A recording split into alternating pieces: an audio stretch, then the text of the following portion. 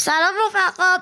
بچه من بهتون آموزش بازی اعصاب سنج بدم که در ویدیو بعدی من و آرش و امیر محمد سر یه جایزه $100 ما هم میخوایم رقابت بکنیم.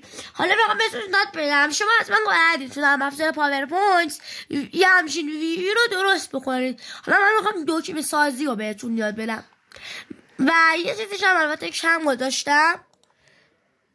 اول این مستطیله رو میکشم واسه بک‌گراندش، میندازم زیر، رنگشو مثلا سفید میکنم، کادر دولش هم اصلا کلا نابود میکنم. بچه ها بیاد قدر اینزرت بیاد گازی هست به اسم اکشن رو که بزنم یه صفحه میاد به اسم ماوس اوور و ماوس کلیک.